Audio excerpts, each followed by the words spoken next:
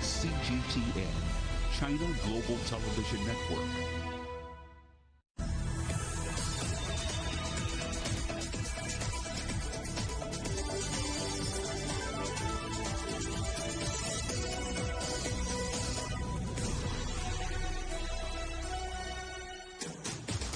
Live from London, this is Global Business. Hello, welcome to the programme. I'm Jamie O. And I'm Robin Dwyer. Our top stories. Ukraine launches a counter-offensive to retake Kherson as President Zelensky warns Russian troops to flee for their lives. Our other headlines: division in the EU over whether to ban Russian tourists from European beaches. Pakistan's tragedy. The United Nations appeals for millions in emergency funding after devastating monsoon floods. Let's hear it for fossil fuels. The world's most famous electric car entrepreneur, Elon Musk, says civilization will crumble without oil and gas. And just in case you thought business was grinding towards recession, the extraordinary sales of EVs, which grew 61% this year.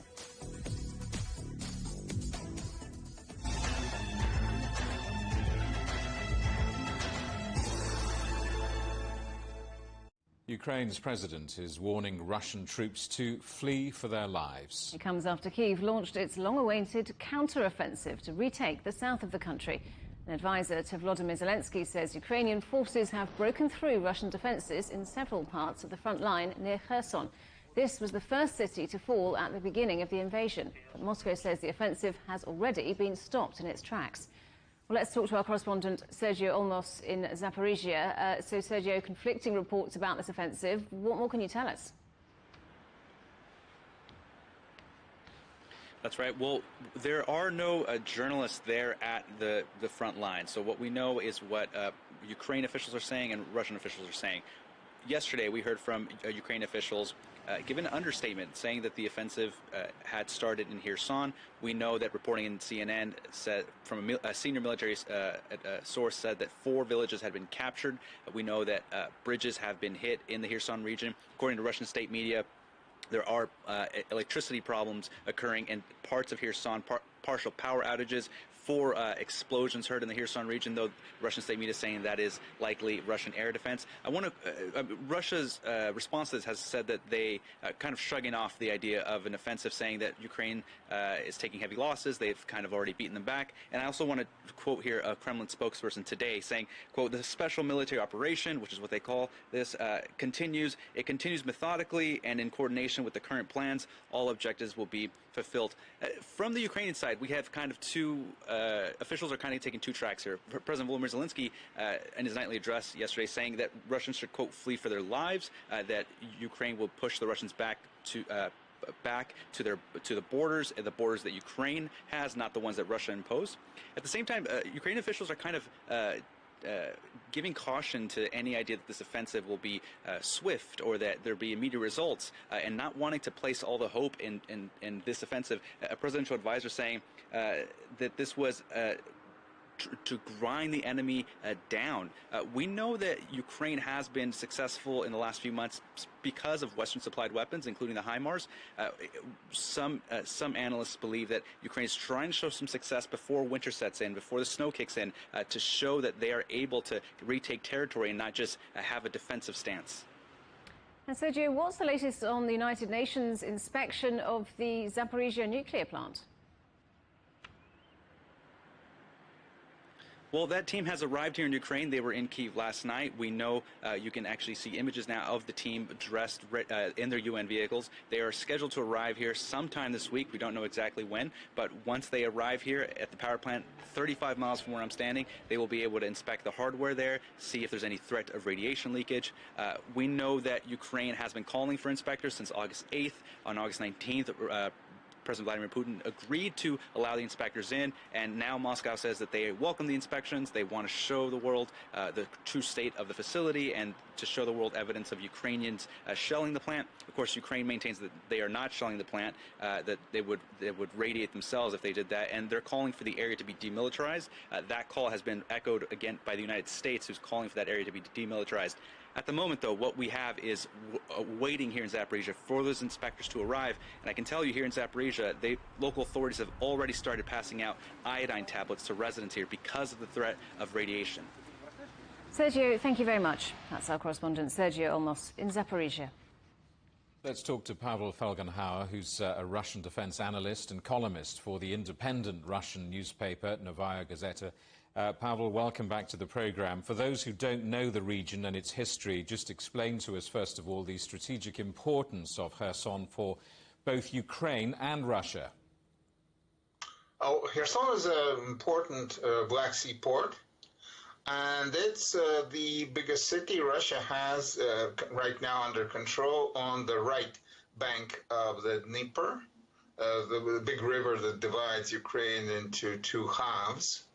In the beginning of the campaign, Russian forces were very successful. They, advancing from Crimea, crossed the Dnieper River in the near Kherson, near Kakhovka, and captured a big tête de pont, or kind of Plattsdarm there on the right bank, and are still holding it. And there has been heavy fighting. The Russian advances there have been stopped. And in general, the Russian advance that began 6 months ago is now tittered out. And now Ukraine is trying to take over the initiative, the overall initiative. There's been this offensive announced in the Kherson region. They hope to take it back and push the Russians back. But there are also reports from Russian sources of attempted Ukrainian advances in the Donbass, in the Bakhmut area. I believe right now the Ukrainians are going to probe the Russian defense line, seeking out soft, weak spots in different places. As you say, Ukrainian forces have announced this counter-offensive, it must be said, without the element of surprise. I wonder, how challenging is this task? They've been largely defensive until now, haven't they? Well, taking over the initiative is never a cheap thing, but you can't win without the initiative. I believe that they may be preparing maybe some offensive, not only in Kherson, but in other parts of the front line, and Kherson could be, to some extent, a diversion, but anyway, they don't have that much time.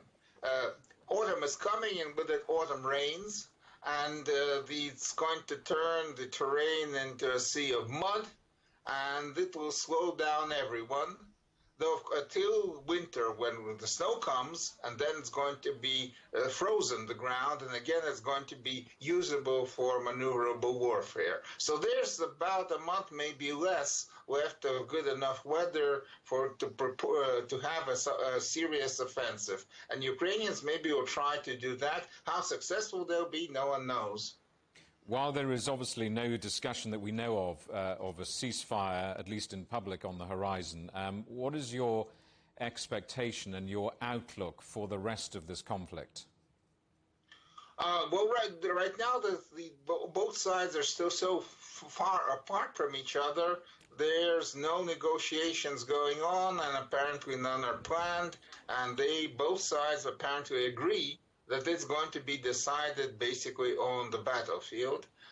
Russia has its own plans. It has its plans to have referendums in some of in Kherson and Zaporozhye, and unite those territories with Russia, and then it will change the situation internally in Russia. At least the Kremlin will say that this is already Russian land, we should defend it with all we have.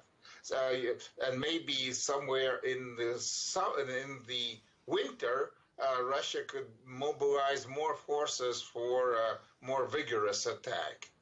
Ukraine is also preparing for it's a long war. It's going to be a long and bloody war, that's clear. And at least it's going to go into next spring, maybe next summer even. And both sides are bracing for that. Pavel Felgenhauer in Moscow.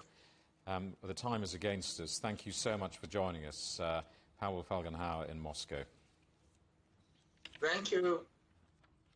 Germany and France say they will not back a tourist visa ban for Russians travelling to the European Union. Foreign ministers are meeting in Prague to try and agree on the issue. The EU's two largest economies think the plan would be counterproductive, but the Netherlands is one of those countries that supports this ban. Its foreign minister says that most people who visit are rich Russians who often have ties to the regime. Well, our correspondent Alex Cadier is in Brussels. So, Alex, an agreement on this ban looks pretty unlikely, doesn't it? Yeah, an agreement on an all-out ban, pretty unlikely. As you said, France and Germany opposing there, thinking that it could be counterproductive. But there could be some signs or some hints that a compromise deal or a different approach on reducing Russian tourists to the European Union could be agreed at some point in the next couple of days. Now, the battle lines on this are pretty clear. They are a division between Western European countries, France, Germany, and the authorities in Brussels, and also countries that majority of them border Russia or Belarus. So we're talking about the Baltic states, Poland, and Finland, but also, as you said, the Netherlands and Denmark being in support of a ban. Now, the argument made on their side is that they've always called for more or tougher sanctions than the European Union has on Russia following the invasion of Ukraine, but they are hoping to put pressure on wealthy Russians who then in turn put pressure on the Putin regime to come to a compromise. That's the logic there. The Estonian Prime Minister saying that even in autocracies, citizens are responsible for their country's deeds. Now, to give you an idea of the scale, 1 million Russians have applied for tourist visas in Finland or in the Baltic states since the invasion of Ukraine started back in February, and 10 million Russian nationals currently have Schengen area, the free travel area in Europe, visas in their passports. So it's quite a serious scale that we're looking at. The French and the Germans, meanwhile, in a memo leaked to Politico today, say that they also want to maintain legal frameworks that would allow students, artists, scholars and professionals, independent of whether or not they're being politically persecuted in Russia, to travel to the EU. Now, that was the argument as well made by France and Germany, that actually if there are dissidents or critics of the Putin regime, they might not be able to seek refuge from political persecution by traveling to Europe if there were an all-out tourist ban. So the prospects of the deal, where does that leave us? Well, a compromise, most likely. The Foreign Policy Chief, Josep Borrell, saying that the outcome might be an agreement to suspend the EU's visa facilitation program with Moscow, which has kind of fast-tracked visas for Russian nationals over the last few years. So obtaining a visa may not be impossible because of a ban, but it could become much more difficult and much more expensive for a Russian tourist. Having said that, those who still want an all-out ban have said they will most likely bring the debate back in the autumn. And Alex, the EU's defence ministers have been discussing Russian aggression against Ukraine. What's come out of that meeting? Yeah, you're absolutely right. The Russian invasion of Ukraine, top of the agenda, unsurprisingly, at the meeting today. And in the last couple of hours or so, Josep Borrell, the foreign policy chief of the EU, announcing that they had agreed to define the parameters of an EU mission to train the Ukrainian military. So that's a little bit short of what Josep Borrell had hoped, which was to agree a mission altogether, but they've agreed to define the parameters. Now, individual member states have already started training Ukrainian forces over the last few months since the start of the invasion, but the Ukrainian forces will have to wait a little bit longer if they're hoping to get direct training from the European Union, as the agreement is being defined but hasn't been completely passed through the EU. Alex, thank you very much. That's our correspondent, Alex Cadier, in Brussels. Let's talk to our correspondent, Stuart Smith, in Moscow. Stuart, can I just start, first of all, with that story about the tourist visa ban for Russians travelling to the European Union? How has the Kremlin reacted? Well, the spokesperson for the Russian President Vladimir Putin says that this would be a very serious change in policy if it should go ahead, and he's calling for what he described as sober thinking amongst European politicians. He said the Kremlin is aware that there are vast differences of opinion about whether this should go ahead, but if it does go ahead, and the fact that it is being discussed at all, Dmitry Peskov, the spokesperson, said is irrational, bordering on insane. If it is indeed implemented, whether a full-out tourist visa ban or even something lesser, Dmitry Peskov said that if something changes, the European Union can expect some kind of response. Now, previously, Russia's often goes to a sort of reciprocal arrangement, so perhaps visas for Russia becoming more expensive for European Union citizens and taking longer to be processed. He suggested that if this does go ahead, then indeed that might be the reaction. But of course, far fewer European Union citizens wishing to get into Russia right now, with 2 flights required to get here, than there are Russians hoping to get into the European Union across land borders, often not just for tourist reasons, but as one of the few opportunities for those experiencing problems here in Russia with the Russian government to leave the country.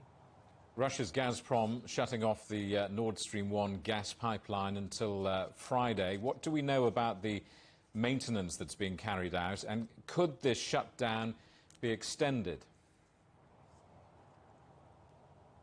Well, Gazprom says the maintenance has got to be undertaken now because the one remaining compressor station pumping gas from Russia to the European Union along the only route left by which Russian gas can get directly to the European Union needs to be inspected after 1,000 hours of pumping that gas. Already the pipeline is down to 20% capacity. Gazprom says, pending that all of the technical requirements are met and that the compressor that is being inspected passes all of the inspections, it will be resumed on late Friday night, early Saturday morning. The gas will go back to pumping at around 20%. But it's a big if, and there is concern that this could be the excuse required for Russia to turn off gas completely. It says it is committed to supplying gas to Europe as its obligations and contracts allow, but says that the European Union, Canadian and US sanctions regime do affect its operations, that it cannot get certain compressors back from Canada, despite reassurances from the European Union and Canadian government that is something Gazprom is allowed to do. And so for now, this seems to be the status quo. The big question is whether it does indeed come back online after Saturday morning. Stuart, thanks for that. Our correspondent Stuart Smith in Moscow. You're watching CGTN. Still ahead. Turning off the gas to France. Russia's Gazprom squeezes supplies and gives Paris more cause for concern ahead of winter.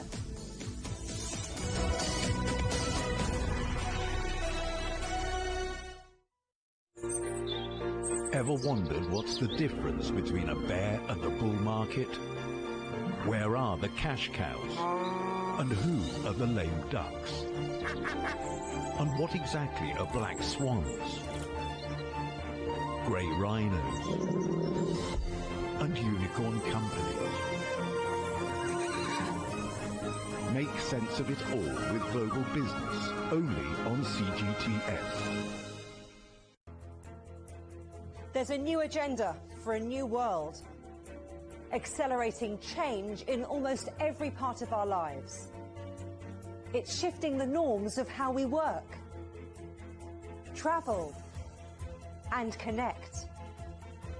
How we think, interact, and develop. It's a new reality, a new agenda with me, Juliet Mann.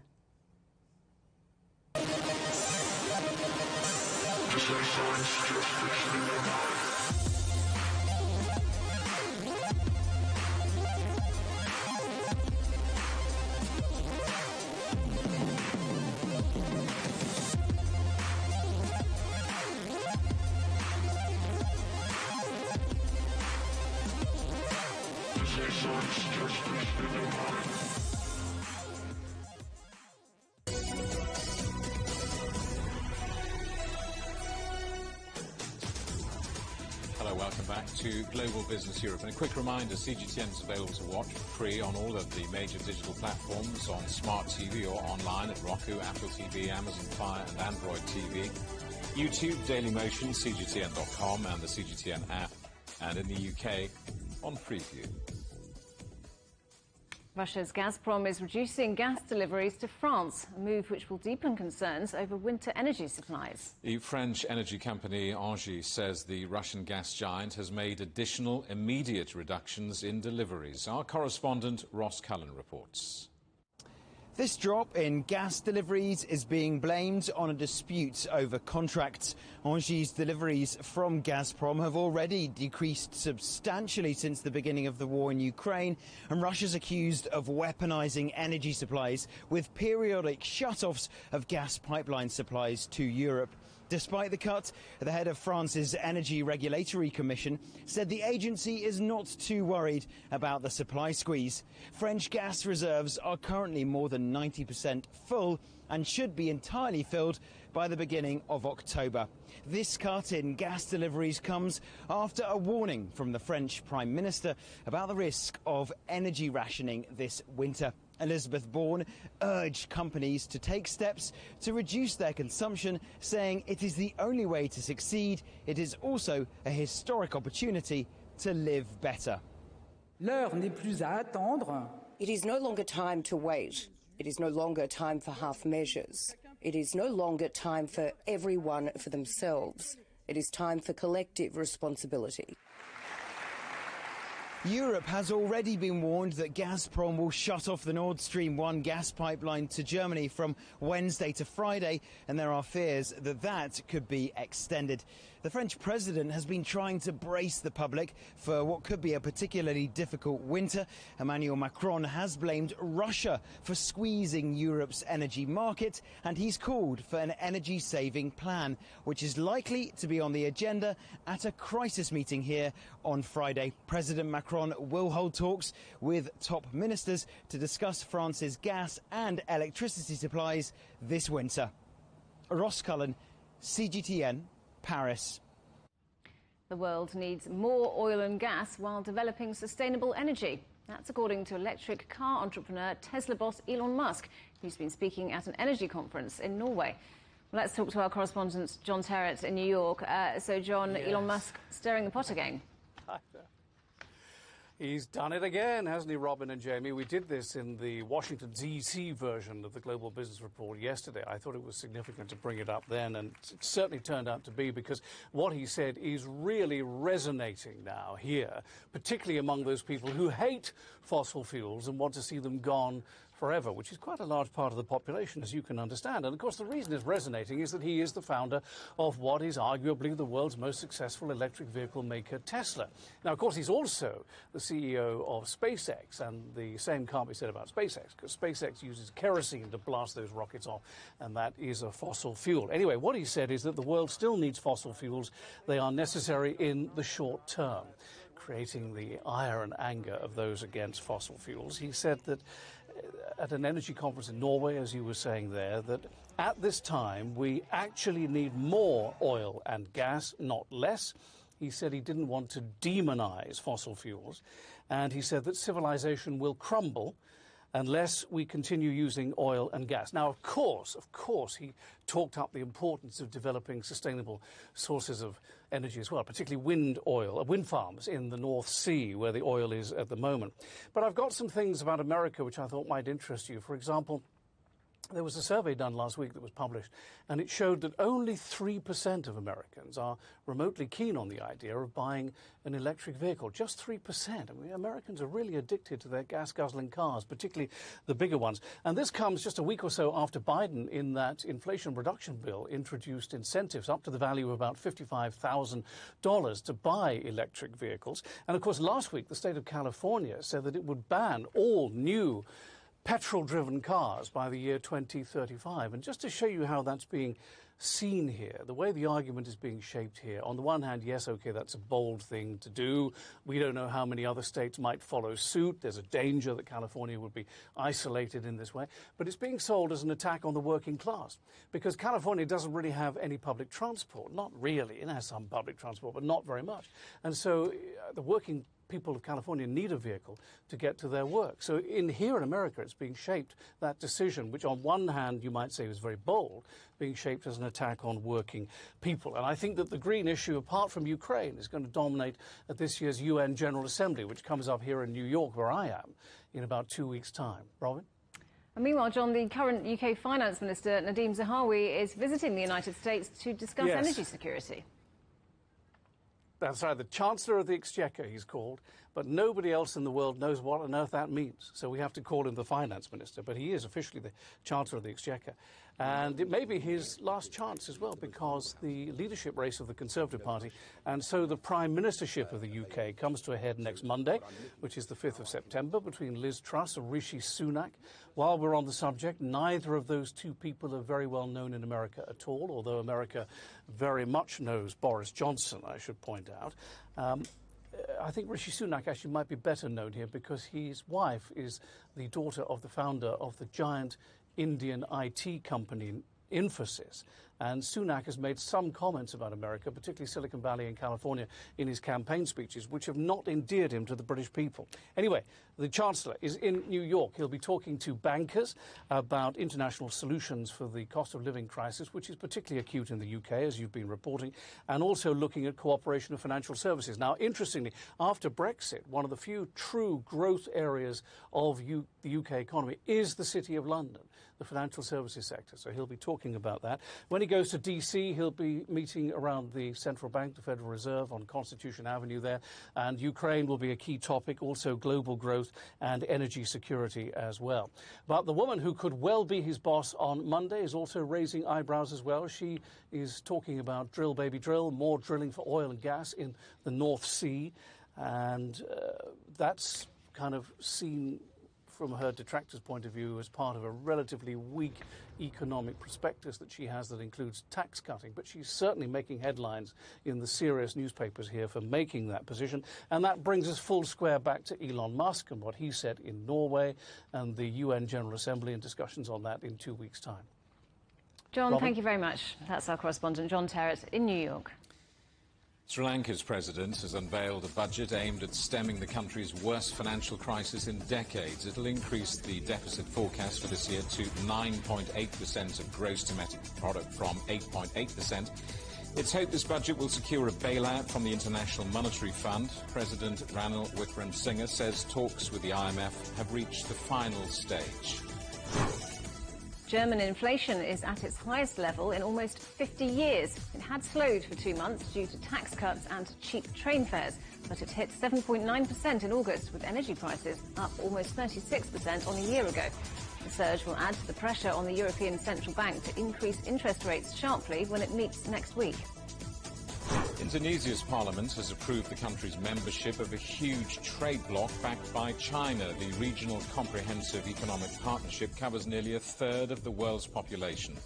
Indonesia says the pact will boost trade, direct investment and increase growth. Eurostar is planning to suspend direct trains from London to Disneyland Paris from next summer. The high-speed train operator says it will scrap the route to the amusement park outside the French capital because of Brexit and COVID. The company said it will focus on its core routes as it looks to recover from pandemic losses.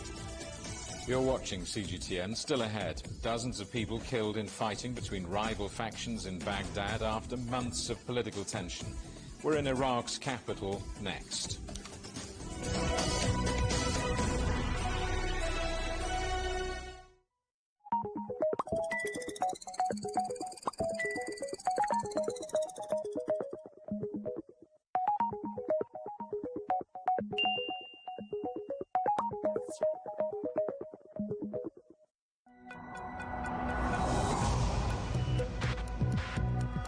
Each day, there are millions of stories. Each one can open new perspectives, new possibilities. Wherever you look, we are there. To see, discover, explore. We put the pieces together to find what really matters to you, all around the world, all around the clock.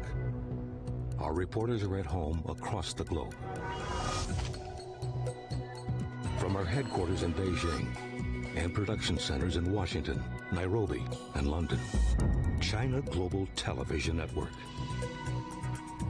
Stories from across the globe, reaching people across the globe. CGTN. See the difference.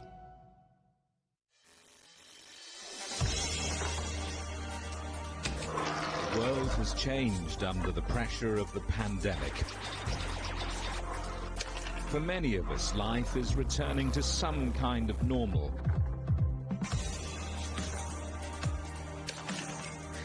As we're adapting to changes in all of our lives, let Global Business Europe be your guide to the new normal.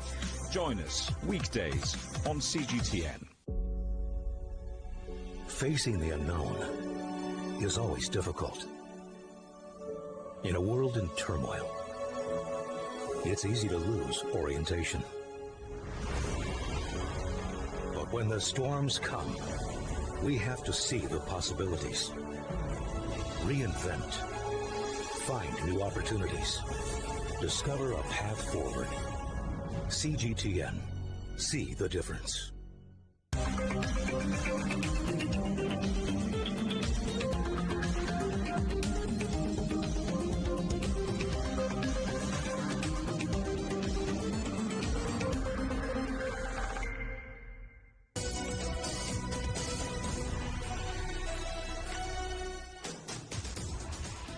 Welcome back to Global Business Europe with Jamie Owen and Robin Dwyer. Our top stories.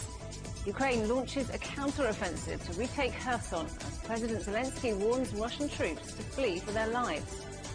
Our other headlines: division in the EU over whether to ban Russian tourists from European beaches. At least 23 people have been killed in fighting between rival Iraqi factions in the capital, Baghdad. Violence broke out after the influential Shia cleric Muqtada al-Sadr announced he was quitting politics. Militia groups supporting him and those aligned with Iran have clashed with Iraq's security forces. Well, let's talk to our correspondent Ahmed Al-Winde, who's in Baghdad for us. Ahmed, what's the latest situation now on the ground? Well, things are pretty clear and calm right now. They have been since Muqtada al-Sadr gave his speech in a conference today afternoon. He said that he did not approve any violence that happened today or yesterday, and in fact that he considers all those that were killed during the fight not martyrs because they have spilled the Iraqi blood. The location behind me witnessed ferocious battles yesterday. It lasted around 12 hours where a lot of weapons were used, medium and light weapons, all the way to using missiles, RPGs, you name it.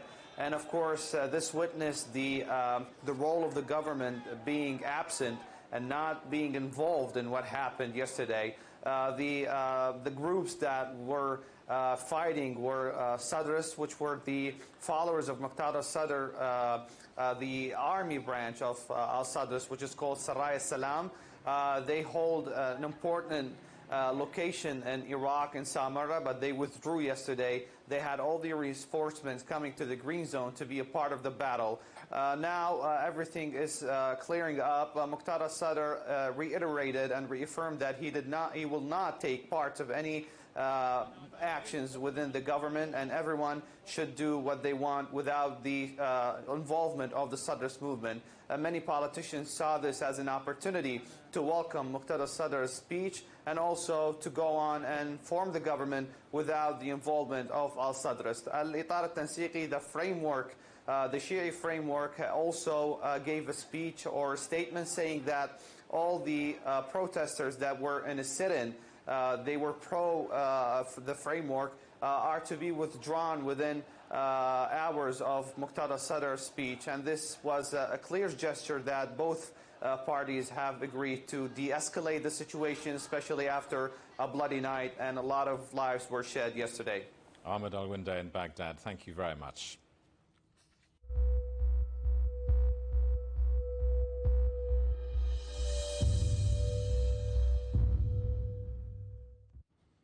The United Nations has appealed for $160 million in emergency funding to help Pakistan deal with devastating floods. More than 1,000 people have now died and millions of people have been displaced since June. A third of the country is now underwater. China's humanitarian aid response has begun, with 3,000 tents arriving at Karachi airport. CGTN's correspondent Daniel Khan reports. Several hotels in Swat and adjoining valley of Kalam were swept away by floodwaters as rains continued to wreak havoc. The hotels that remained safe from floods are now facing an uncertain future. Swat is the hub of tourism in Pakistan. A lot of foreigners come here every year. We had a lot of advance bookings, but all the bookings were cancelled after the floods. We are facing a lot of financial loss. We had to relieve a lot of staff because we cannot pay them when there is no business. Magnificent hotels built with millions of rupees now appear to be completely deserted.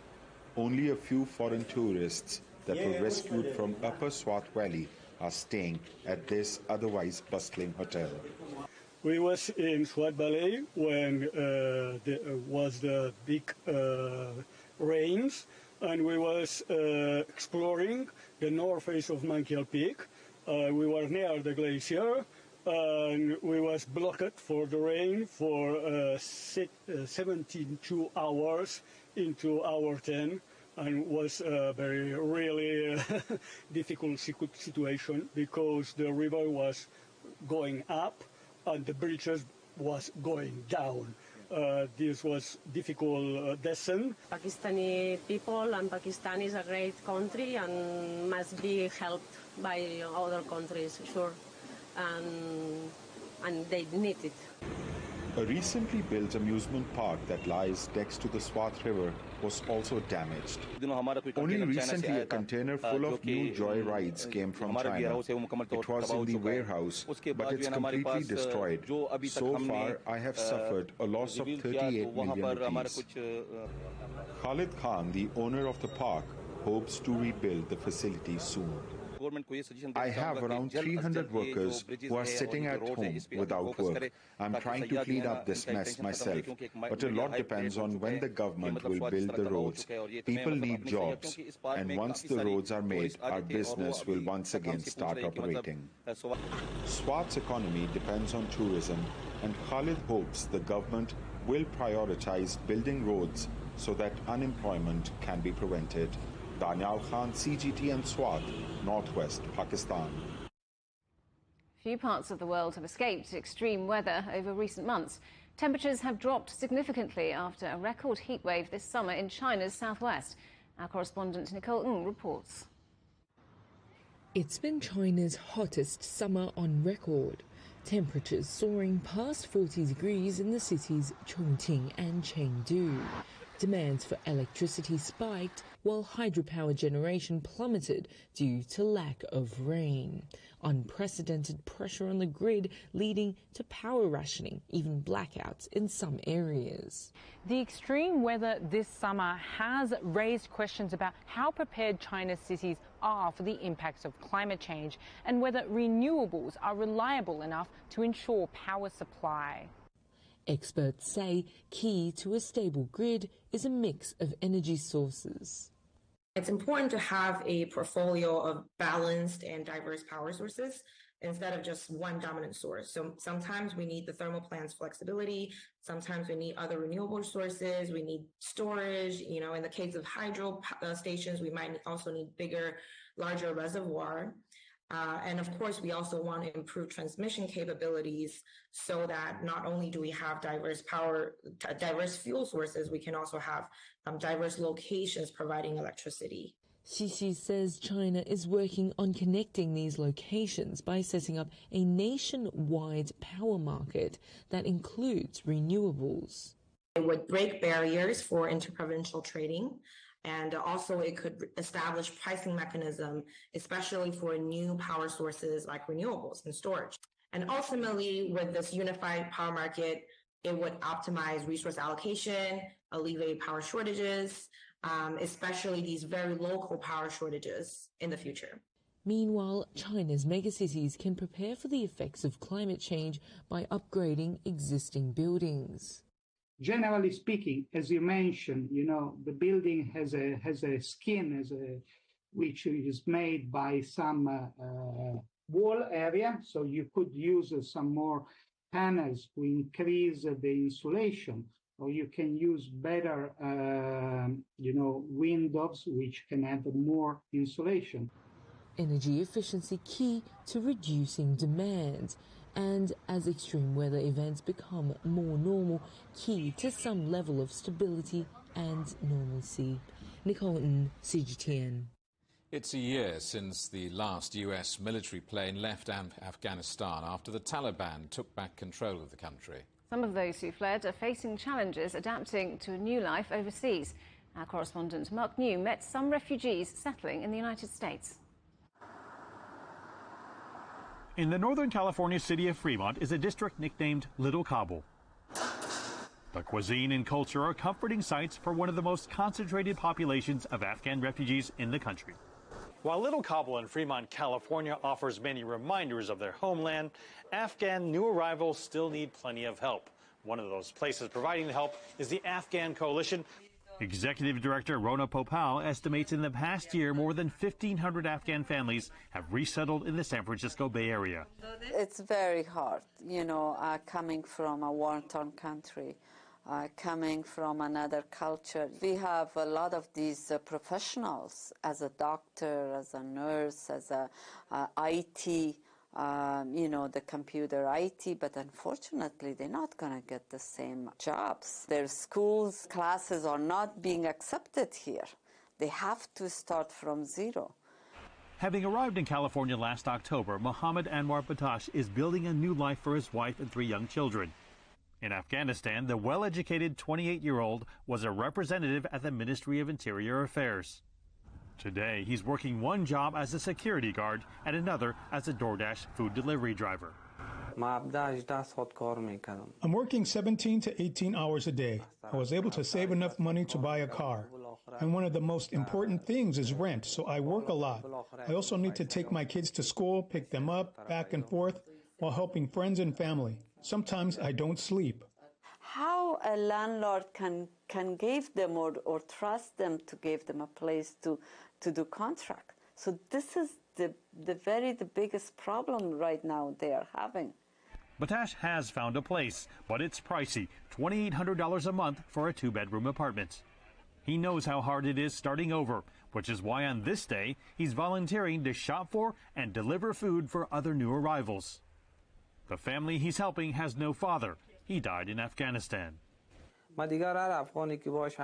This is how people helped me when I just arrived. I'm doing the same for other new arrivals. I'm here to help. Batash hopes to save enough money someday to buy a home and go to the police academy. Although it's a struggle, he's happy his family is safe and has new opportunities. You have to be very patient in life to be successful. In Afghanistan, my children didn't go to school much, couldn't go sometimes. Here, it's safe. They're going to go to good schools, they're going to be educated and have a future. After our interview, Mohammed rushes off to pick up his youngest son, recording a milestone he'll never forget. His son finishing his first day of school in America. Great job. Thank you. Mark New, CGTN, Fremont, California. You're watching CGTN. Still ahead. As we find out who's overtaking Tesla in the race to get more motorists driving electric.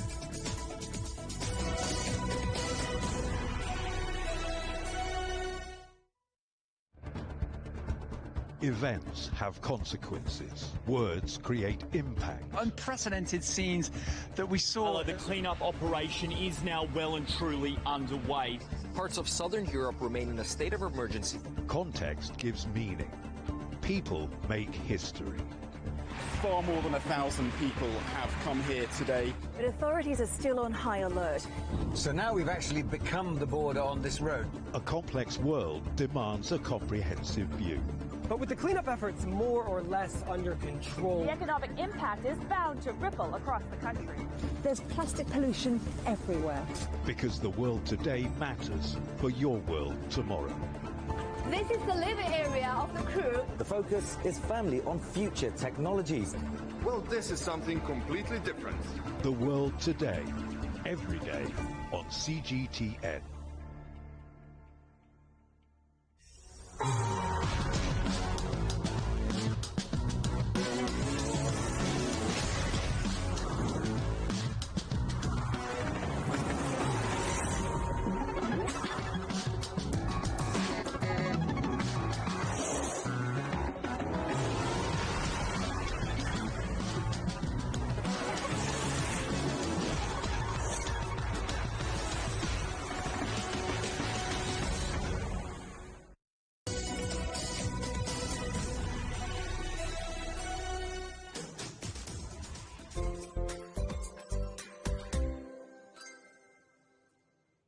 Welcome back to Global Business Europe. China is still the market leader in electric vehicle sales, followed by Europe and the United States.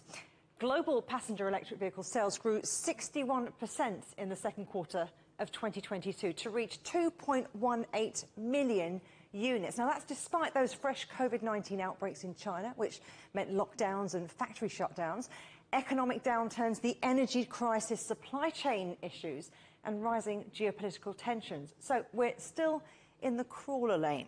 The second half of 2022 is expected to drive better results. Now, BYD Auto overtook Tesla to become the top-selling EV brand globally, but Tesla's Model Y remained the best-selling EV model. XPeng Motors has been expanding its fleet to help the company compete with Tesla in the world's largest EV market, China. Brian Gu is Vice Chairman and President. I remember when I first got into this industry about 4 years ago, people are already asking that there are hundreds of EV startups in China. How do you compete? I think from the very beginning, we tried to do something very different for XPeng because we think in the long run, the differentiation has to be focused on not just electrification, that's just a basic requirement, but also focus on smartification.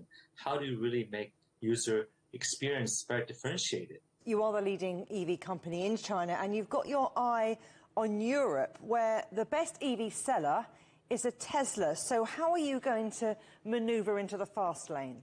We actually have been quite successful in holding our court and growing, I would say, faster than Tesla models in some of the Chinese segments. So we want to bring that level of competitiveness to global customers as well. Europe actually is a very important and attractive market for electric vehicles because it has a very large market with a well-established EV user base and also has great infrastructures, especially in Northern Europe. So a lot of the, I would say, EV companies are actually competing in these regions to take advantage of these market opportunities. Similarly, the penetration rate for EV is in Europe is actually very similar to China. So it represents also a fast phase of growth. But to be competitive, I think we need to be establishing our sort of team, infrastructure, network, as well as brand on the ground, which will take, probably, years of effort. So we want to make sure that we come in early to develop and build those infrastructures. But there have been production pauses, supply chain squeezes, and the shortage of those all-important semiconductor chips. There have been major challenges across the auto sector. So how are you working your way through that? Well, I think building an EV, building a vehicle is a very complex task. And also the supply chain involved to make that happen is also very, very complicated, particularly with the COVID environment where, logistics, supply chain, commodity prices become very volatile. So I think that there are, supply chain challenges that we face every day. But also, this is the nature of the business. And I think as a player in this market, we are trained to meet those challenges, obviously by identifying alternative source of suppliers, to find best, more efficient supply chain, as well to make sure we have long-term partnership contracts with our key suppliers. And in terms of that long-term, let's talk next-level technology and self-driving cars. You're investing big. When can we expect a truly autonomous motoring experience? First of all, we want to make sure the autonomous features that we have developed can be enjoyed in our consumers today, who buys our vehicles, and they can deploy some of these features, even though that's not 100% autonomous yet, but you can significantly reduce their driving anxiety and alleviate some of the driving burdens. So I think we are advancing steadily using a path that can be commercialized with our products. But I think it's probably, in my estimate, not more than 5 years in order for us to get to a certain level of autonomous driving and service capabilities. The gear change to electric was a big theme at this year's British Motor Show, but especially during a cost of living crisis, the initial outlay for a new EV is a roadblock for many, and it's pretty difficult to even get a new electric car these days, with months-long waiting lists for delivery. But what if EV ownership was old news? Ollie Jones, co-founder of Elmo, an EV subscription service, says there's a growing trend to subscribe to a car like a magazine. The mission is to make switching to electric car unbelievably easy. So in a world of Netflix and Spotify, consumers expect increased flexibility and reduced commitment. It is successful in Germany in particular. They've seen great success with car subscriptions. The US is a bit further behind. It's starting to pop up all over the place. We've even got manufacturers beginning to do their own subscription offering. I think in the UK market, I think the figures were that at the end of 2020, there were about 5,000 subscription vehicles in the UK. And according to this bit of research, that number was set to increase to 600,000 by 2025, which in vehicle terms, in vehicle asset terms, is a pretty staggering bit of growth. And we think that is reflective of what you're saying about more and more modern consumers moving away from traditional ownership towards something that's more flexible. And I really think that EV and the switch to EV is something that is accelerating that further. Now, one country that has a long history of car making is Germany. It helped rebuild the country's economy after World War II. But as the world moves away from combustion engines towards electric vehicles, the industry is having to adapt, and that's changing Germany's industrial and economic fortunes, as our correspondent Natalie Carney reports. Germany is home to some of the most reputable names on the roads today, such as Mercedes-Benz, BMW, and Volkswagen. Yet the technology that brought these brands notoriety over the past century is being phased out. And come 2035, the sale of new diesel and petrol cars and vans will be banned in all EU countries. While this evolution is bad news for the combustion automotive industry, it's opening the door for new players, such as Chinese electric vehicle producer Aiways, which entered the German market in 2020 with the U5. We decided quite early on that we should pick up that opportunity to come to the European market, where we thought there would be a big demand. And then what happened is actually that demand turned out to be even bigger than everybody assumed. Electric vehicle sales in Germany almost doubled last year, bringing the number of fully electric cars on German roads to over 600,000. According to the German economy minister, Robert Habeck, the popularity of electric vehicles has gotten to the point that government subsidies for the purchase of EVs, both fully electric and hybrids, is no longer necessary. As of 2023, those attractive financial incentives will start becoming less and less.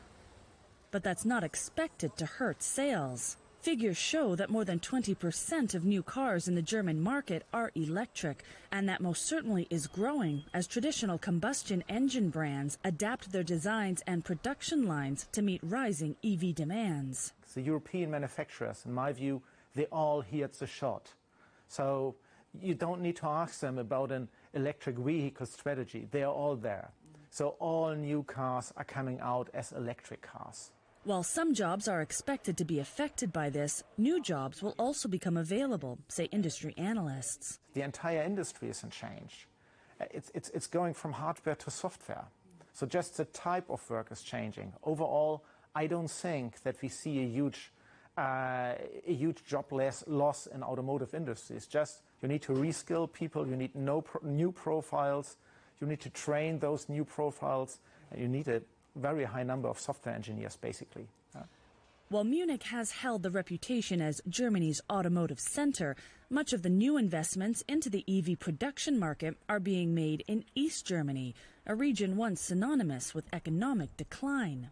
Volkswagen and Tesla have chosen the East for their EV production facilities, while chipmaker Intel is investing about $17 billion into the building of at least 2 semiconductor factories in the eastern city of Magdeburg. While challenges remain to the EV market, such as the availability of parts, price, and charging stations, Germany is continuing to transform itself in order to remain a global automotive leader. Natalie Carney, CGTN, in Munich. With increased EV sales comes the demand for batteries to power them. Chinese battery manufacturer CATL is set to build a $7.6 billion plant in Hungary to supply automakers Mercedes-Benz and BMW. Our correspondent Giles Gibson reports. It's mostly dusty fields right now, but this site will eventually be a vast facility, churning out batteries for the electric vehicle revolution. China's CATL says the factory will become a major employer for the city of Debrecen. Announcing the deal earlier this month, Hungary's foreign minister put out this video on social media with State Secretary Levent Magyar. China's CATL, the world's largest battery manufacturer, is setting up its second factory in Europe in Hungary, in Debrecen. It'll cover 221 hectares, create almost 9,000 jobs, an investment of 3 trillion forint. Debrecen is Hungary's second largest city, and it's just the latest region to attract investment from the EV sector. Hungary is becoming a hub for electric vehicles. The CATL plant will be built in these fields just to the south of Debrecen. BMW is also building an EV factory on the outskirts of the city. And Audi is already manufacturing electric motors in the northwest of the country. And it's not just Hungary. Car giants like Mercedes are pouring billions of dollars into EVs across Europe, putting them at the center of their business strategies. Elon Musk's Tesla has built a gigafactory just outside the German capital, Berlin. And last month, Volkswagen announced a $20 billion push into making battery cells in-house to compete with Tesla. Together we are laying the cornerstone today for the future of mobility. To once again be decisively made in Salzgitter, it is now clear to everyone that this future must be sustainable and climate friendly. However, there are questions about the green credentials of EVs, especially the batteries they run on. Back in Debrecen, opposition parties claim the CATL plant will consume 9 million cubic meters of water per year. That's almost as much as the entire city currently uses. The city's mayor and the head of the local water supplier declined to be interviewed. CATL has previously said it's committed to reducing the carbon footprint in battery manufacturing. The company says construction of the plant will be finished in 5 years. Giles Gibson for CGTN, Debrecen, Hungary. The semiconductor shortages are likely to last well into 2023. COVID still looms, and the power crisis may also mean production shutdowns. So the automotive industry still has some bumps in the road ahead.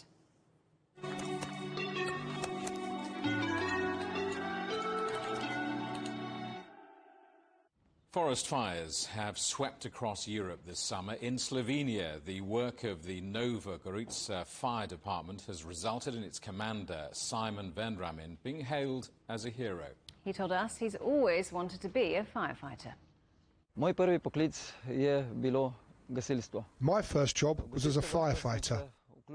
I began as an 8-year-old kid in 1985 when I joined the youth of the Nova Gorica Firefighter Company. Gasilska društva Nova Gorica. After that, I continued as a youth member, and then as an apprentice, and finally as an operational member of the company. I've been involved in numerous interventions, including the latest, the Kras forest fires, one of the largest fires in Slovenian history. Even as a child, this job sparked a passion in me to complete a mission to help people. What was once a hobby, for me, is now a profession.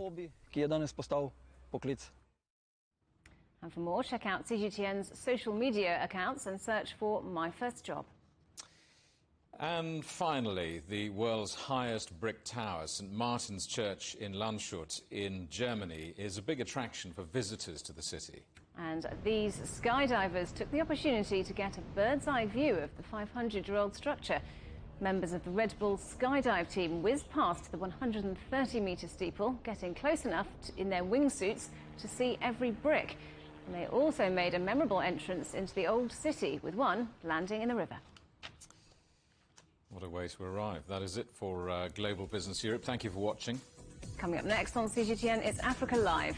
See you again tomorrow, same time, same place. From all the team in London, goodbye. Goodbye.